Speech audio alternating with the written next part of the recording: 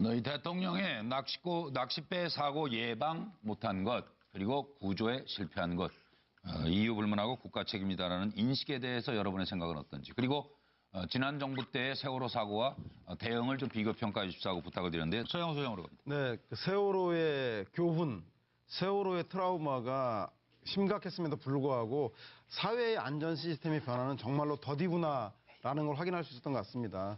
저는 그 이유 불문하고 국가의 책임이라고 하는 그 대통령 인식은 안심을 주는 그 청와대 대통령의 모습이었다는 생각이 들고요. 특히 국가가 국민의 생명과 안전을 지켜야 한다라고 하는 것들을 다시 한번 강조했다는 의미에서 예. 차명진 전 의원이 얘기하는 것은 모든 게 국가 책임이 아니라 국가가 그것을 인식하고 있어야 한다라는 대통령의 자세와 태도를 중요하게 봐야 될 것 같다는 생각이 들고요. 그러함에도 불구하고 현장의 구조 대응 능력은 저는 대단히 변화되고 있지 못하고 있다. 이것을 대통령이 위기관리센터에서 지시하고 확인하기 이전에 경기도 해경이라던가 아니면 인천 해경이라던가 현장에서의 지휘 관계 부처에서 신속하게 대응할 수 있는 시스템은 언제 정비될지 아마 대통령의 고민은 거기로 나아가고 있지 않을까 싶은 생각이 듭니다. 서영호 소장님 먼저 받고. 네, 저는 볼 때 그 자유한국당의 변신이 놀랍습니다. 여소야대 국회였고요. 그리고 이념과 소신면에 보더라도 원래 자유한국당은 보수정당으로서 작은 정부를 지향합니다. 그렇기 때문에 작은 정부 같은 경우는 공공부문이라든가 공무원 일자리를 줄이는 것이 목적이고 복지도 복지 포퓰리즘이라고 해서 복지 축소를 주장하는 게 맞는데 그럼에도 불구하고 왜 이렇게 자유한국당이 전향적 자세를 취했는가. 그건 저는 이제는 보수도 수구 종북 타령만 가지고는 국민을 설득할 수 없다. 예. 복지와 일자리를 가지고 국민들과 그리고 국민들에게 설득하고 그 진보 정당인 민주당과 정의당과 경쟁할 때만이 살아날 수 있다는 걸 뒤늦게 깨달은 게 아닌가 싶은 생각이 들어서요. 아마 더 버텼다가는 아마 일자리 복지 문제, 먹고 사는 문제에 관심이 많은 우리 국민들에게 자유한국당이 철저히 외면당할 수밖에 없다는 것을 누구보다 잘 알기 때문인 것 같습니다. 자유한국당의 변신은 무죄고 적극 환영합니다. 서영호 소장 안 하셨죠? 아니 문화예술이 예능인들은 그러면 문화예술만 하라는 얘기입니까? 자신이 지지하는 정치인에 대해서 지지 의사를 표명하고 정치에 참여하는 행위가 잘못됐고 문화예술인, 탤런트 예능인들은 TV 출연이나 하라고 하는 것은 그분들의 정치 의사를 표명할 수도 있기 때문에 온당하지 못하는 것 같고요. 오히려 정치적 의사를 표현했다고 해서 방송에 자신과 생각이 다르다는 지로 퇴출시키는 것이 가장 잘못 아니겠습니까? 특히 김미아 씨 하나를 소위 말해 성동격서로 김미아 씨가 아니라 김은국 씨 하나를 퇴출시킴으로 인해서 그 이후에 이루어졌던 게 김미아 씨 퇴출, PD 수첩에 대한 탄압, 김여진, 김재동, 윤대원 씨에 대한 잇따른 퇴출을 보면 실제로 그것이 정치적 견해를 가진 것만 가지고도 이렇게 퇴출하는 것이 얼마나 무서운가 알 수 있고요. 저는 그것이 MBC의 권력 줄서기인가, 방송의 권력 줄서기가 잘못인지 아니면 국정원, 이명박 국정원의 소위 말해서 방송 장악 음모인지 이번 블랙리스트 문건을 통해서 명확히 알 수 있는 거 아닌가 싶어서요.